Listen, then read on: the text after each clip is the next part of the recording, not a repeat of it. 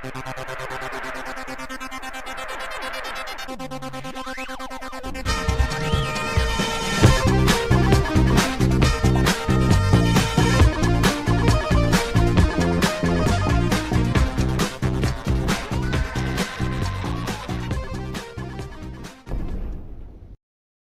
guys, welcome back. This is Matt Chet, episode 397, featuring the third, and at least for now, final installment of my interview with the great Leonard Boyarsky. This part of the interview, we talk about Arcanum, we talk about Vampire Masquerade Bloodlines, a little bit more about Fallout, we talk about Diablo 3, Temple of Elemental Evil, and there's even a special surprise in here for you. So there's a lot of great stuff in this segment, so without further ado, here is Mr. Leonard Boyarsky. Well, we got Arcanum, right? This a great cult classic game. You know, I got just about as many questions about that as I did the Fallout, but we'll just I just wanted to hear about the maybe just kind of a general question about how that compared, making that game compared to making Fallout. It was a lot more difficult. We made the weird decision that we were going to make it with as few people as possible for budgetary reasons, but also because we didn't have a lot of producers, we didn't have a lot of management on Fallout. We had I was managing artists and Tim was managing programmers, and there was a lot of that going on, but we're like, we can make it with a lot less people if we just get a bunch of leads, a bunch of people who really know what they're doing, and we all just make the same game and just kind of run and go for it, which ended up working. But it also meant, we were making a game that's the size of Baldur's Gate, which I think had 100 plus people on it, with literally 12 people, with an intern and another writer, Jason's fiance at the time, helped us out with some of the writing and some of the movie stuff, I think. But at the end of the day, looking back on that was just I don't know what we were thinking. So I ended up spending, at the end of the game, we were 7 days a week, 12, 14, 17, 20-hour days. It was just really, really much more trying than Fallout was. Fallout had a lot of really lucky breaks that we didn't have on Arcanum. I think at the end of the day, we are proud that we shipped it. It was in many ways very close to what we envisioned, but obviously we weren't able to test it adequately. I feel like it needed a couple more iterations. So it didn't get the breaks that Fallout had, and I think part of that was that we were spending much of our time running the business, doing a lot of things that we didn't have to do on Fallout.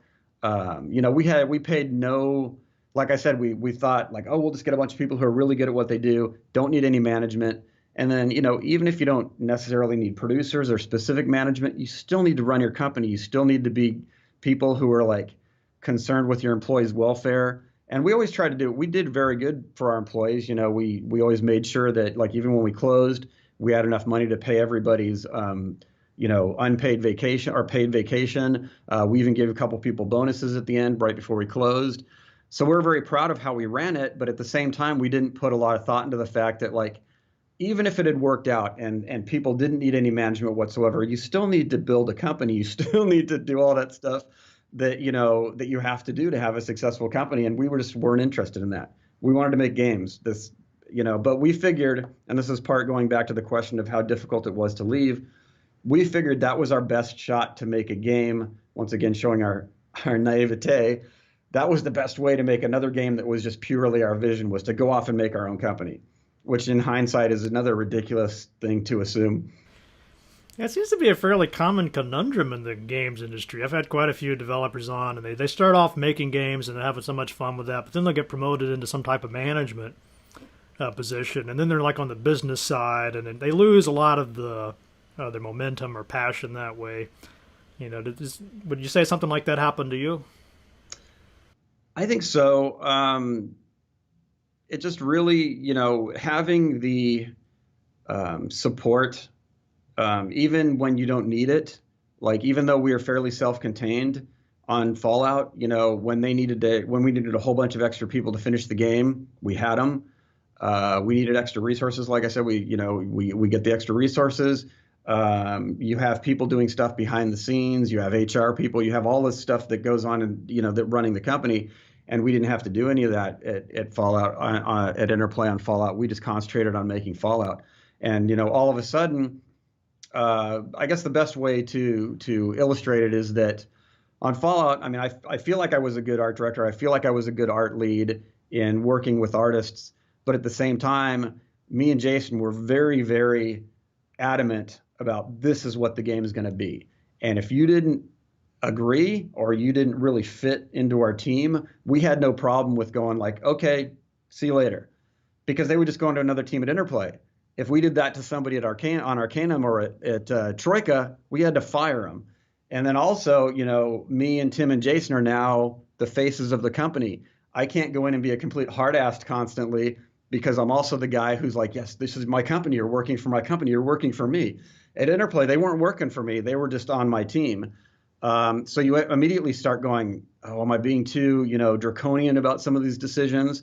And it didn't feel that way on Fallout because everybody was kind of on board to make the game. But as you get bigger teams, as the stuff progresses, you have to deal with different personality types. Once again, going back to the fact that Fallout seems to have this weird luck. Once again, I mean, I made fun of it in my talk that I cranked my luck up to heroic levels. But I feel like Fallout had heroic level luck. Every time something seems to have gone wrong, oh, we're going to dump GURPS. We can't use GURPS anymore. Well, literally, like I think a month or two before that happened, me and Tim were having a conversation about how the game was going. And Tim was like, this game's going to be really good. It's going to be an awesome GURPS game, but it's going to be niche because really, seriously, it would be much better as a game if it wasn't GURPS because there's all these obscure things we were doing and we were doing great, but it was just like, even I working on the game didn't understand how some of the rules were working in our game.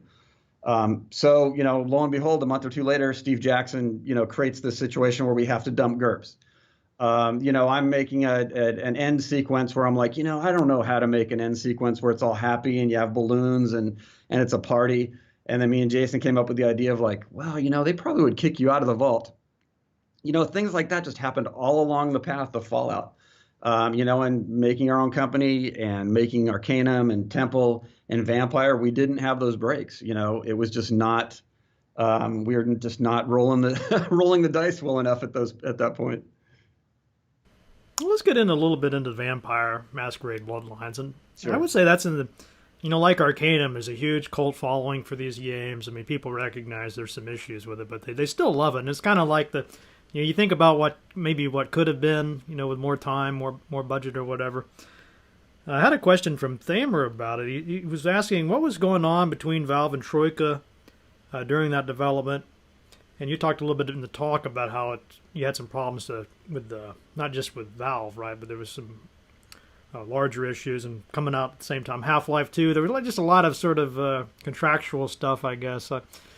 Business, Yeah. A lot more going on than just the game development there, right? Well, we didn't personally have problems with Valve per se. I mean, Valve was great. Valve got us the contract. We wouldn't have had that contract if it wasn't for the engine, but the engine wasn't finished.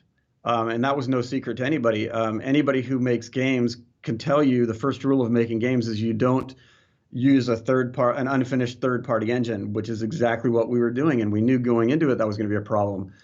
I don't believe either us or Activision knew exactly how unfinished the engine was because they were always already showing demos, they had this big presentation at E3 about all the stuff their engine could do. So when we started working with it, we're like, oh, there's not much here. And as time went on, Activision would get upset because we weren't being able to deliver anything. And we're just like, we don't have the engine, And one of the things that Half-Life and Half-Life 2 were known for was really pretty good AI at the time, if I recall correctly. And they kept changing how the AI worked in the engine. At one point, even, I hope this is an NDA, at one point even like letting their AI guy go and throwing out all of their AI and starting over. And this was when we were supposedly like 3/4 of the way through the development of the game. So at that point, we just said to Activision, okay, if we're going to finish this game, we have to keep what they have and just develop our own AI from there. and which was not something that we wanted to do, not something that we thought we could do better than Valve. But Activision was just like, and rightfully so, you guys have to finish this game, and we're just like, okay, this is the only way we do it. So Activision would get very upset with us about things that we had no control over, I guess is the best way to put it. And Valve is Valve. So like, I don't know if Activision ever called up Valve and yelled at them like they yelled at us, but You were taking the brunt of this. I'm sure if they called Valve and had the heated conversations like they had with us, Valve would have been like, yeah, okay, whatever, we'll talk to you guys later. Whereas we were just like, oh my God, this is our livelihood. This is everything is riding on this game. So, like I said, we never had any problems with Valve. I mean, they were really good to work with. They got us the contract. They weren't necessarily set up to have people working with their engine because they were still making their game with this engine that they were changing all the time. But you know, they did whatever they could for us when we went to them with questions or when we had problems with the engine. It was just like our main problem with the engine was that it wasn't finished, and Valve was doing what Valve does. They were going to take their time and make the game that they had to make, or they were going to make, because that's how Valve and companies like them and Blizzard work. They're going to take the time to do it. But we're a small developer on a very specific contract with a big publisher caught in the middle of that whole thing. Yeah, that just sounds completely hellish to me. Trying to make a game with an engine that's unfinished and constantly being updated, and you don't ever know what know what you're going to see the next day, right? Yeah, and also, you know, we were trying to make a game that was completely different than what they were using. There, you know, Half-Life 2 does a very good job of hiding the fact that you're running down corridors the whole time because you're running around a city, but when you look at it and when you really pull it apart, it's like, no, you're still just running down corridors. They just presented it in a lot better way. But we wanted more of an open world game, and you know that we had to break the game up in weird ways to get that to work because their engine was optimized to work for their game, and not to work for any game you wanted to make with it. So it was, you know, yeah, it was a very difficult situation. I put on 40 pounds, I think. I was not happy. I was very depressed. As much as I was sad that Interplay, I was very sad that Troika didn't continue after that. Looking back on it, I think I probably would have literally died had it continued the way it was going. I was not in a good space emotionally. I was not in a good space for my health. It was just really exhausting.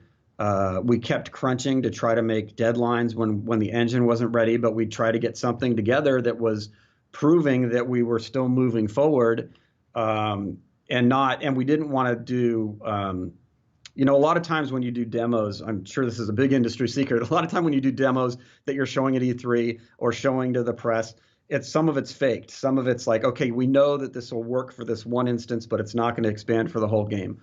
We didn't want to do that for deliverables we were sending to our publisher because that's dishonest. That's not something that we want to, we didn't want to put in the extra work. We wanted to build stuff that was going to be in the game. So we were always trying to deliver things showing that we were moving forward.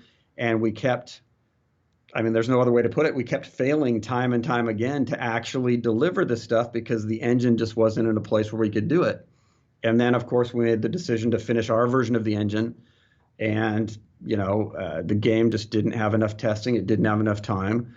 By the time the game actually started to look like a game, it was like, okay, you guys are in alpha, finish this thing up. You're done. And, you know, as much as I cried on the phone to them and complained and yelled and said, this is ridiculous. We finally see what this game is. We could make a great game. Like, you know, give us a couple extra months. They said, no, you know, this is when you're going to ship it. I wish they would have held it for at least a couple weeks. But at the end of the day, I can't fault them for being like, you know, we gave you way more time than we originally planned for. And, you know, you guys got to give us a finished game. So that's the way the business works. And that's what we shipped what we shipped. And there's parts of it that I think are very great. And there's parts of it that are just horrific. And you know, I'm glad it's fantastic that people have been, you know, modding the thing for 10 years. I love that people found that in it because, you know, the only thing worse than going through what we went through would have been if we went out and nobody found any value in it whatsoever. I know a lot of people didn't find value in it, but there was a core group of people who thought it was this great thing and have continued to be dedicated to it, which is I wouldn't necessarily say that it made it all worthwhile, but it takes some of the sting off of it at least. Well, yeah, I hear about it all the time from people that watch this show. They really love it, and it's one of the most heavily requested.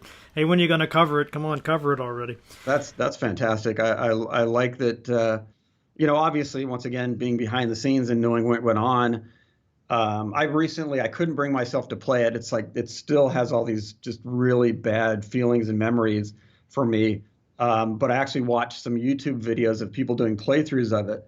And one of the funniest things that happened was this guy was doing the playthrough, was running through a specific area in the game, and I was just like having these flashbacks of like running through this area. It's like I'm like, God, that looks so unfinished. Oh. This is so crappy looking. This is horrible. And right at that moment, the guy's like, I just love this game. This is the best game ever. Like, look at all this stuff you can do. And he's talking about how great it was. And I'm like, oh, that's kind of cathartic as right at the moment I'm like bemoaning to myself how horrible parts of it were. This guy was coming back and saying, no, this is this fantastic thing.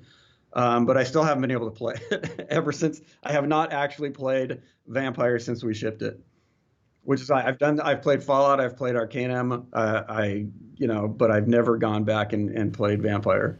That's a perfect example of that idea of the artist being his own worst critic, right? Well, you know everything that you wanted to do, and Right. you see, I'd say out of all the games I've made to date, and part of it I'm sure was just the thrill of being a beginner and doing it the first time, but Fallout was the game that was what we wanted it to be. I mean, there was bugs, obviously there was stuff we would have done better, but when we shipped that game and it went out the door, there wasn't the like, God, I wish we could have done this better, or this wasn't the game we wanted to make. Which there's a part of that in every game I've shipped since then. It's just part of the business, and part of it was probably just our naive arrogance at the time of like going, this is the best thing ever, and people are going to love this. So regardless of what it was, that's just been the game that when we shipped it, we thought it was what we wanted it to be for the most part. Just one last thing about Troika, your Troika years. It sounds like it was really rough going there at the end, but just looking back over the whole thing, is there maybe one decision or one thing you would have really liked to go back and change, do differently, or is it? Can you isolate that, or is it just a bunch of factors? I would say that the biggest mistake we made was that we had, and I think it shows, all of our writing and story guys that had experience were on Vampire, and we did not pay enough attention because we split up. Tim was running Temple, and me and Jason were running Vampire, and Tim and Tom were doing a lot of the writing on Temple, and it was fine. It's just that it really needed a pass of that me or Jason or Chad Moore, one of our other main writers, could have brought to it. And I feel like if we had worked on Temple as more of a group, like we worked on Arcanum, I think it would have had that spark that it was missing. And as we've seen with some of the other games that are based on Dungeons and Dragons, that's people are just really interested in Dungeons and Dragons games. I don't know if it would have sold any better because one of the things we did there was that we wanted it to be a really, really hardcore Dungeons and Dragons game, which is great if you're a hardcore Dungeons and Dragons player. But I don't know if we have crossed over to the mainstream. But I feel like it probably would have been better accepted at the time. I think it would have had more appeal because we were known for deep story and writing and that stuff, or things along that line. I just don't feel like Temple had that kind of feeling. I think the gameplay was great. I think a lot of people love that game still, and I'm happy we made that game. I'm proud of everything we did at Troika, but I feel like we could have put more focus on those aspects of it. Sadly, because we were so enmeshed in Vampire at the time, we did not have the bandwidth for us to do that. We couldn't have possibly done that. So I don't know if I look back on it and going, I wish I'd made a different decision, because there was no other decision to make. We had to make Vampire. We were making Temple. we made the decision we had to make at the time. I just wish we could have spent more time on the story side of Temple. Well, now we've covered an awful lot of stuff here. Really appreciate it. I just wanted to see what we could do about Diablo 3. One of the things that struck me was this game. It's another one of those games with this sort of infamous development cycle, right? And how long it took to come out and all these expectations. I mean, you must have had some trepidations going into this. Ironically, no. No. Because what they hired me to do, and what I pitched was bringing some more RPG elements to Diablo. They had obviously the skill trees and all that stuff, but they didn't do branching stories. They didn't do in-depth writing on the stories. It was writing at writing on a certain level versus kind of what we tried to do in our games. And looking back on it, I don't think that was probably the right approach. We ended up abandoning that approach.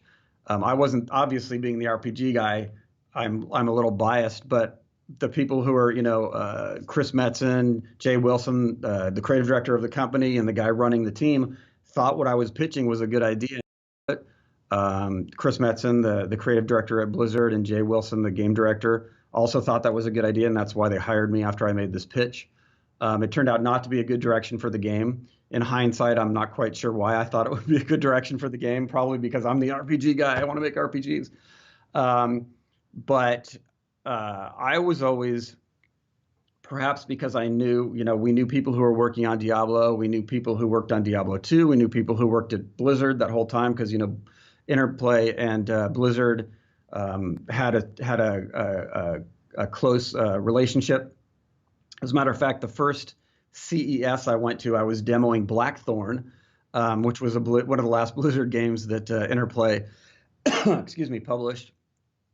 But at the end of the day, you can't go into a game, whether it's a Diablo 3 or any other established franchise, and be fearful about what you're doing. You have to go in there and make the game that you want to make, and make the game that you think is going to be a great game, and not, you want to take into account what fans want, but you can't be hesitant to do things because you're concerned about how they'll be received, if that makes any sense. It sounded like in your talk you were saying that game was as action RPG, real fast paced sort of thing, and you had this more.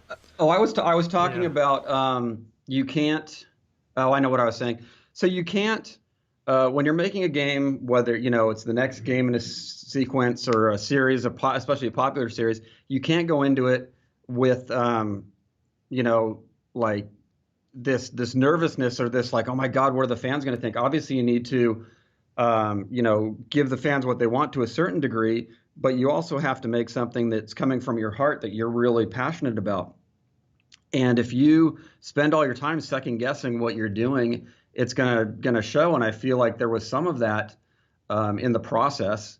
I didn't show up with that, and I don't think I ever had that. I think I was always trying to make this game, but I think there was some of that, and rightfully so. I've never been in charge of a company that's selling games that at the quantities that Blizzard does.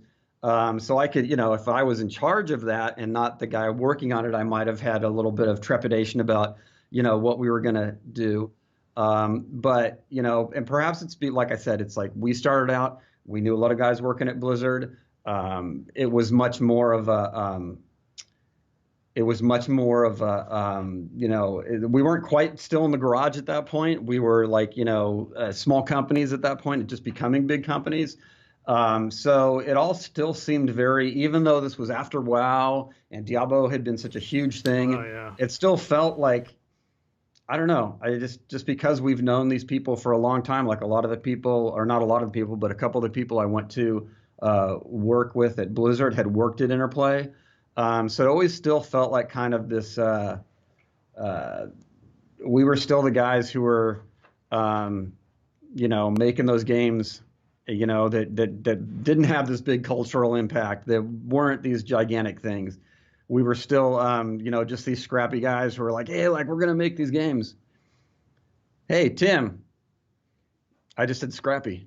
Oh, that's some with me. I summoned Tim by there saying he is, Scrappy. Tim. Grab a chair, man. Do you have any questions for Tim? I was in the You know, neighborhood. I got about 1 billion questions for him. We already did Okay, you this. can't answer any of them though, right? What can you tell me about? You got to give me something on this top secret project. I mean, everybody's excited. Well, what we've talked about so far and what we've announced so far that we can talk about is that Tim called me and begged me to come over here and help him make this game. No, we had been talking periodically throughout the years. Me and Tim and Jason have remained friends, and we always talked about how great it would be to make another game, to make another IP from scratch. And the timing was right, and Obsidian wanted Tim to make this, and he reached out to me.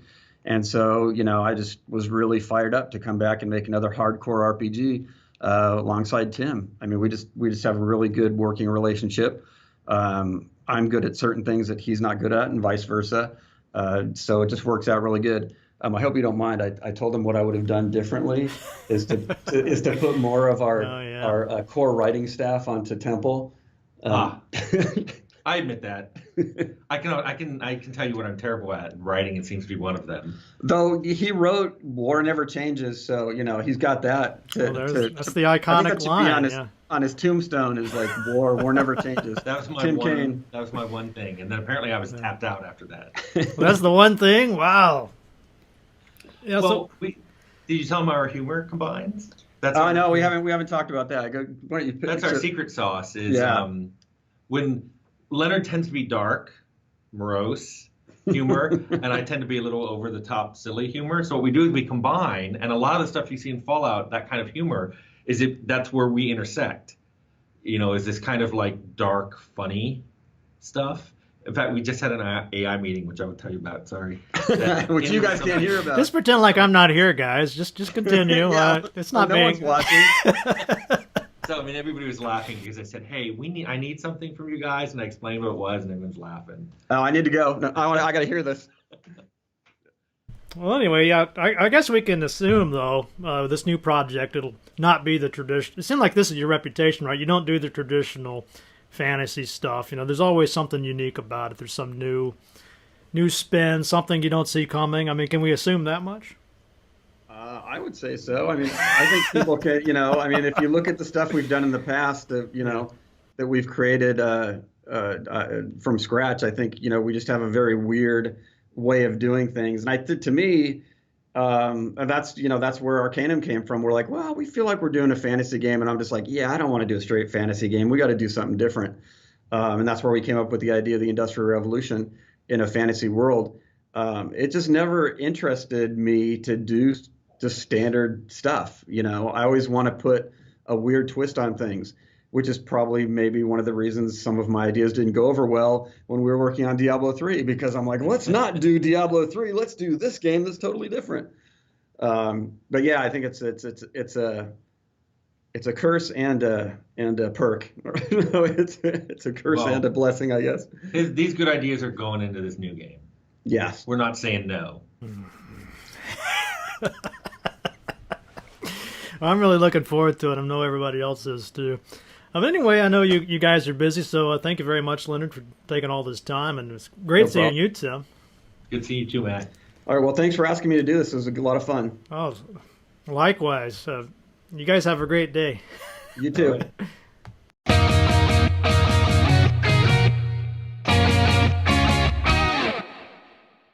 And that's all for this week's episode. I hope you guys enjoyed that.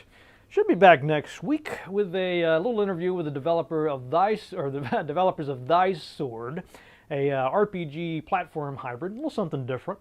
And that'll be followed by an interview with Steve Ince of Revolution. He did a lot of the writing on the graphical adventure games back in the Amiga days, Beneath the Still Sky. Later he got into the Broken Sword series. I think it'll be really great. Really looking forward to chatting with him. And of course, there's lots more stuff on down the pipe, so stay tuned. I know it's going to be an exciting year here at Mad Chat. Anyway, I want to thank you very, very, very, very much for your support of this show. Remember, I couldn't do this without your support. You're keeping these episodes coming. If you like my interview with Leonard, why not just chip in a couple of bucks over there at the Patreon site? Just go to the show notes, and you'll be supporting the show, keeping all the, there's no advertisements here, nothing like that. It's just, fun, hopefully informative chats with great people. So thank you for making that happen. All right, what about that news from the Matt Cave?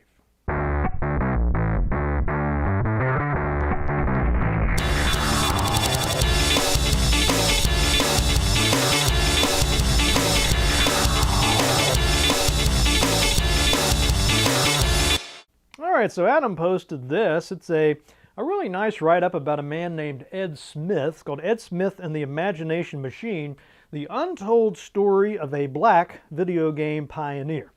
This is a long read by Benji Edwards. And it's all about the APF and the Imagination Machine. It's kind of a hybrid video game console slash PC. Anyway, it's a really interesting read. You don't hear a lot about APF or the Imagination Machine or Ed Smith. So if you're looking for a bit of history, it's a really well-written piece. Go check that out. It's I have a link in the show notes to it. Not really sure what the name of that magazine is, but you can read it for free online. Just look for the link in the show notes. And then Stig wrote in with this. It's kind of funny. id Software co-founders confirm that its biggest game heroes are all related. As it turns out, B.J. Blazkowicz, Commander Keen, Doom Guy, and Doom Guy could all go to the same family reunion. The Wolfenstein hero is Commander Keen's grandfather, while Keen is Doom Guy's dad. So I guess that mystery has been laid to rest now. Anyway, some fun stuff.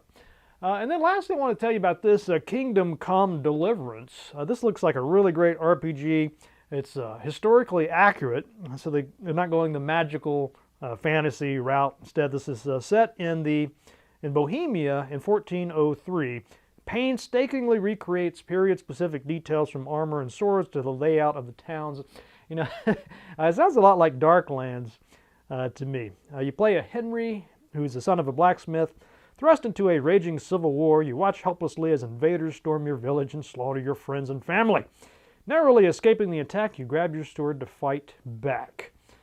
So that looks good. It sounds good. There's a nice write-up about it. Should be out on GOG by February 27th, so not too far off. I think it's going to be released sooner than that on Steam, but remember you can buy it on GOG and support Matt Chat at no extra cost, so please do that instead.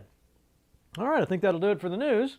What about that ale of the week? Well, this week I got another one from Lagunitas. It's called the Old Gnarly Wine. A fun little dog here on the bottle. This is a barley wine style ale, I'm assuming, unless there is a thing called gnarly wine. The first sip is for thirst, the second one for pleasure, the third sip is for knowing, and the fourth for pure madness. That's a great write-up. Oh, let's see. Mondo Ultra Mega Super Premium Barley Wine Ale is a little like having a kid.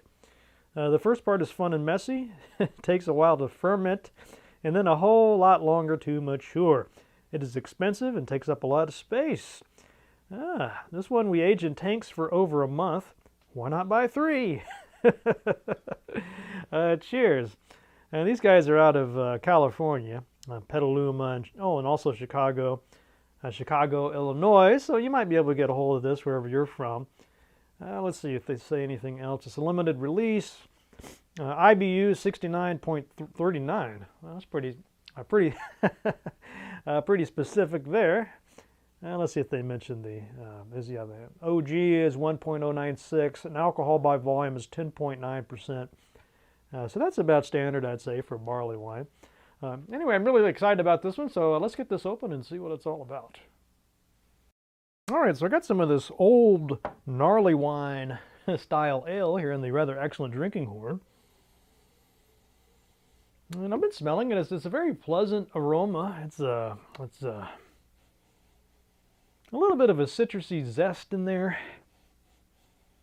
But mostly you're just kind of smelling, I guess that's just sort of a... I just cannot quite put my finger on what this smells like. It doesn't smell like most of the barley wines I've had, though. It's kind of a,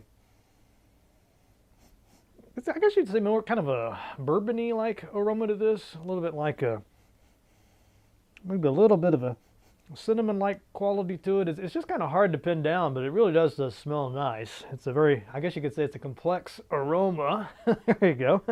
Anyway, let's give it a taste.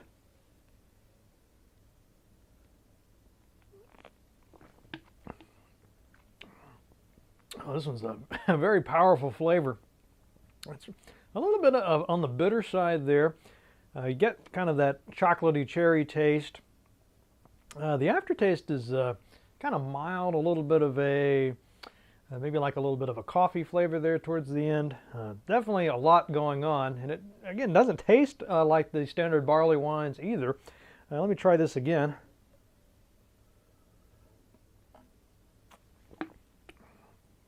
Yeah, this one, it's definitely got a bit of a kick to it. It's that strong, sweet, sort of chocolatey. It almost is kind of like a bourbon. It's not very barley winey, at least not like the other barley wines I've tried. Usually those seem to be a little bit less bitter. I'll try it again here.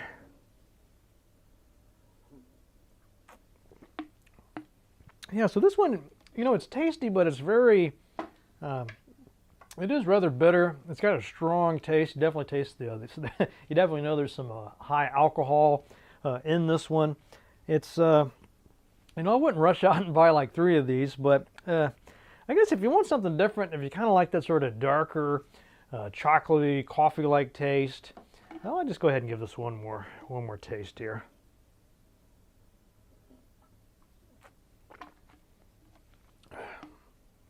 Yeah, I cannot say that is something that I would want to drink a whole lot of, just because I don't really, not a big fan of really bitter ales, but it's not that bad, and you definitely get some sweet flavors in there. The aroma's nice, but I think I'm going to go maybe 3 out of 5 on this, sort of between a 2 and a 3 out of 5.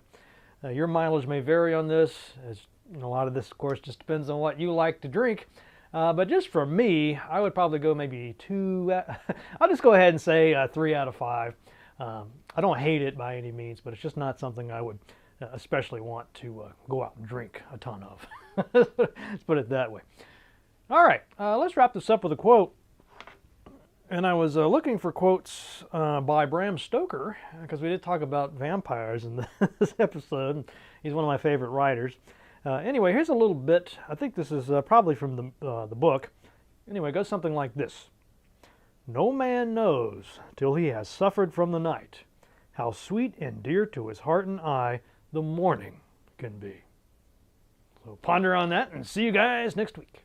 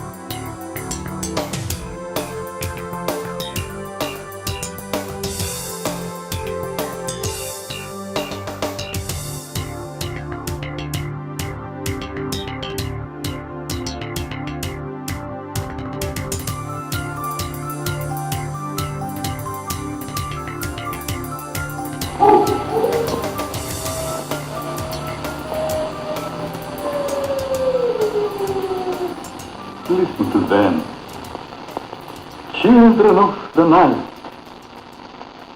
What music they make.